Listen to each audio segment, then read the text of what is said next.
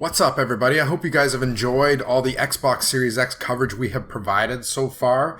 We've got some videos on our YouTube channel. We also have a few articles on the site. That's cogconnected.com.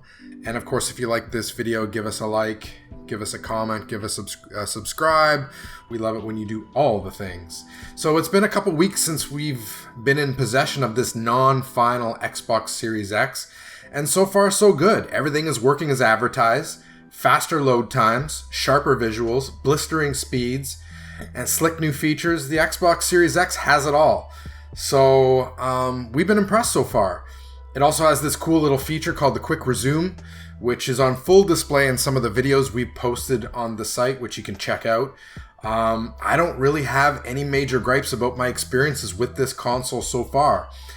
It's a preview unit, so of course it's got some bugs. I've experienced some weird audio problems.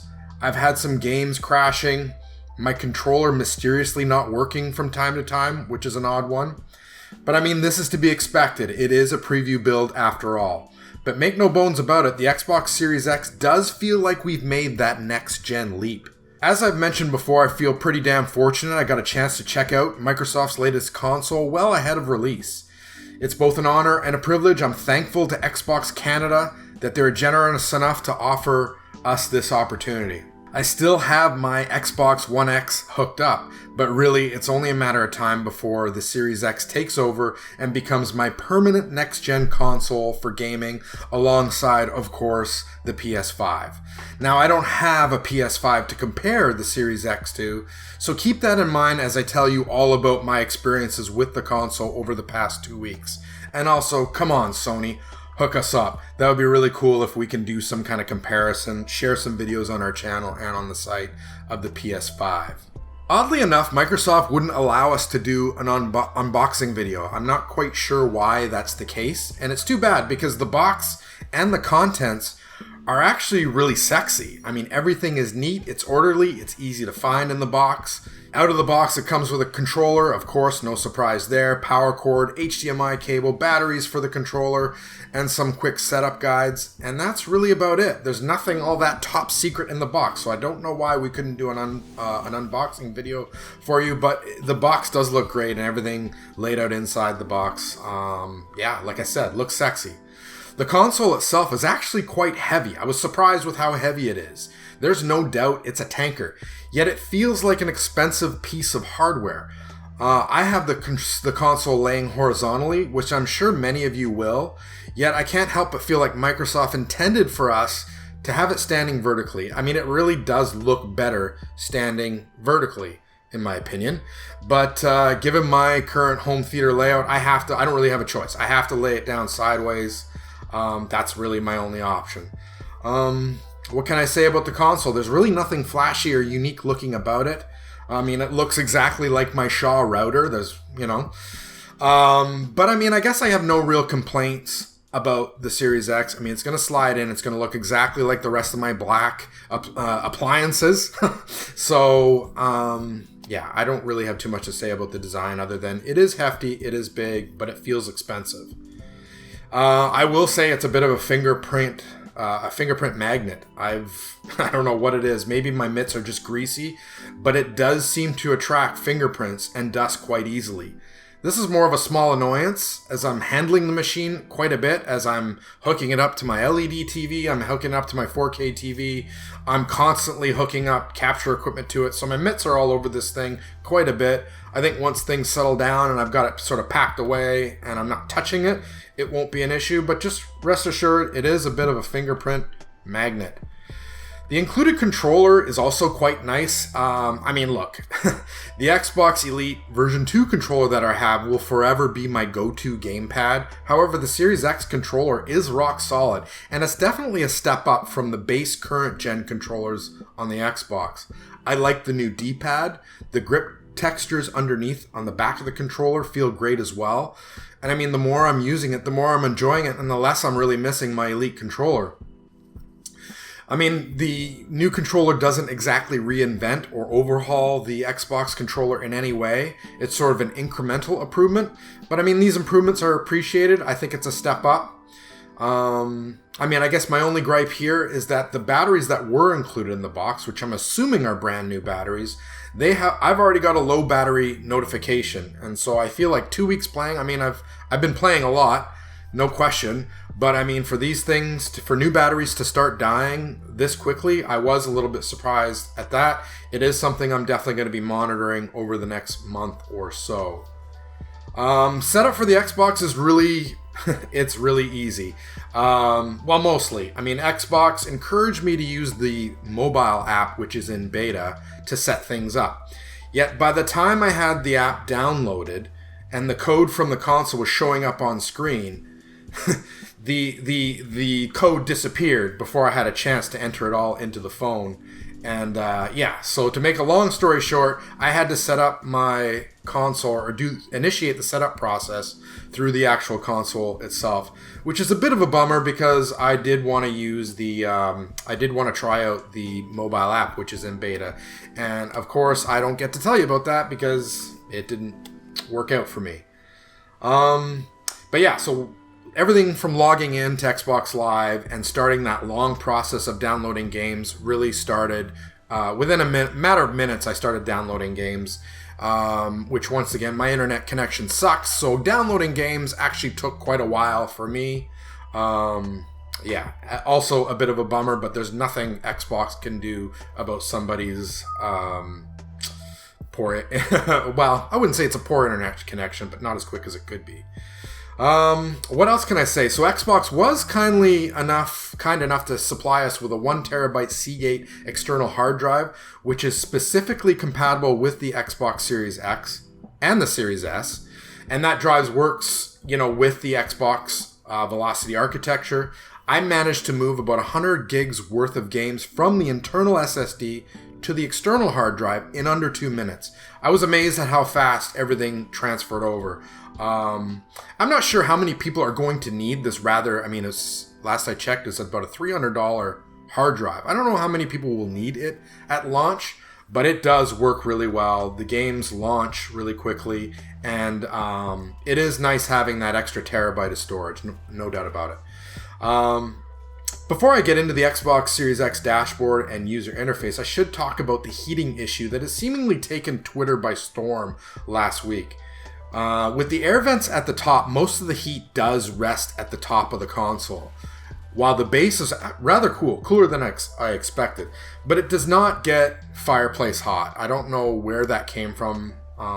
Nowhere near fireplace hot. Sure, it does get warm up top by the vents, but I feel like a lot of these heating issues have been overblown.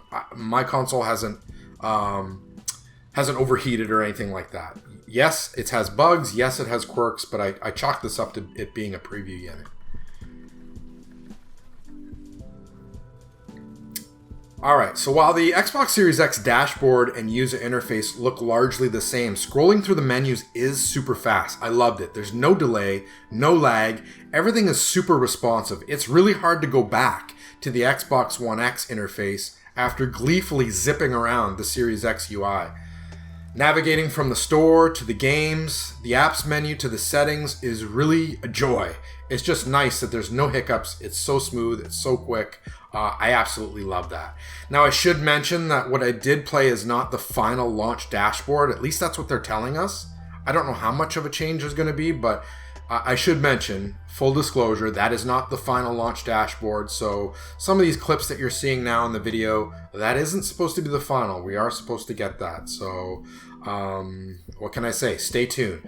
As for the games, they load up in a flash as well. It's been well documented how fast the Series X performs when it comes to load times, so I won't go on and on about this, but I can confirm the games on the Series X load up faster than any current generation console on the market. Even robust hard drive hogging games like Final Fantasy 15 or Gears 5 load up in seconds. I mean, the true test for me is going to be when the notoriously slow Madden NFL 21 becomes available on the Series X.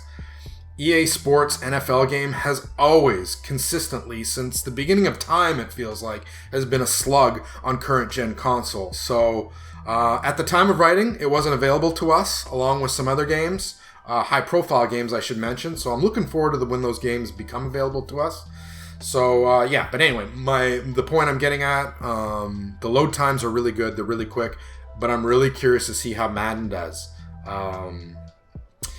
But regardless, every single game I played loaded up significantly quicker than it does on my Xbox One X. If the improved load times weren't good enough, that quick resume function is truly a game changer. This quick resume feature lets you continue multiple games from a suspended state almost instantly.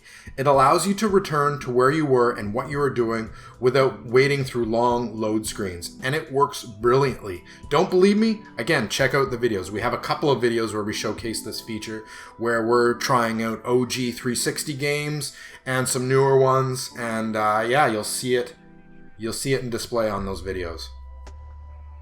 I mean, for someone like me that always has a couple games on the go, and right now I have far too many, I can't even count, it is just wonderful bouncing back between games without much of a delay at all. On a couple of occasions it didn't work, or it kicked me back to the main menu screen, or the screen just froze. Yet more often than not, it worked without a hitch. And again, what can I say? It's a preview unit. These kind of things are bound to not run smoothly all the time. Over the past week, I've focused most of my attention on Dirt 5, Yakuza Like a Dragon, and Gears 5. All three have been optimized for the Series X, and the result is really superb. You can read my Dirt impressions on the site, same with my Yakuza impressions on the site. I haven't been able to talk about Gears until today, but again, just like those other games, Gears is fantastic. And in fact, it looks better than Dirt 5 and Yakuza blah blah blah as I trip over Yakuza. It looks just way better than those games, in my opinion. You'll see a little bit of capture here on the video, and yeah, it performs really well, really smooth. Yes, I did experience some crashing and some odd audio noises, but man, in 4K, runs smooth, looks fantastic, and no complaints at all. Other games like Hitman, Final Fantasy, which don't have a great reputation for running smoothly on current gen systems, run silky smooth, 60 frames per second. I encountered no slowdowns whatsoever. The power of the Series X CPU is really showcased with some of those old games who tend to chug on current consoles. When the games are running, the Series X is as quiet as a mouse compared to my OG Xbox One that sounds like a jet engine at times. The Series X is super quiet. I can barely hear it. Even when running a robust 100 gig game like Modern Warfare, what's interesting about that is I had access to Modern Warfare for a couple days, and then they've since removed access. So I imagine they're doing something with Modern Warfare, sprucing it up, I guess, before we can dive back into it. But regardless, when I was playing Modern Warfare, which is just a gigabyte hog, the Series X runs really quietly. My only complaint really when it comes to noise is the disk drive. I actually found it rather noisy. It isn't as bad as some of the current gen systems, but I don't find it's any more quiet. It's sort of the same sound. I mean, this is probably they can't prevent this kind of thing. I don't know. Everything else was so smooth and ran so quietly. I was surprised the disk drive was as noisy as it was. Yeah, I should mention that the Series X can run discs from the original Xbox, the 360, and the Xbox One. So that backwards compatibility support is really just awesome. For movies, you can play movies from your DVDs, your Blu-ray disc, Ultra HD Blu-ray disc. All you need to do is download that Blu-ray player app and you're good to go. I ran the Planet Earth Ultra HD disc I had laying around collecting dust, and yeah, it looked amazing. No shocker there. Video and audio streaming is available via applications such as YouTube, Netflix, Spotify, Twitch, and others. Much like the rest of the UI, the applications pop up super fast. Admittedly, due to some embargo restrictions, and we had a lot of them, I haven't streamed anything yet, but I fully anticipate doing that once this preview embargo has lifted. Just be aware, I'm not a professional streamer of any kind. I don't have a rad setup with cameras, bells, and whistles, but simple streaming, just me playing the game very horribly, I'm your man. So I don't know, I feel like I've covered it all. I don't know what else to tell you. Is the Xbox Series X a perfect next generation console? in its preview stage right now? Absolutely not. But is it next-gen worthy, and will it be the best Xbox available at launch? Well, yes, of course, absolutely. The Xbox Series X, for me, does feel like a leap forward. I'm excited to see how developers push this hardware for years to come. Thanks for checking out this preview. I hope you enjoy our coverage. Be sure to check out the site, cogconnected.com. Give us a like, give us a subscription, and thanks for checking this out.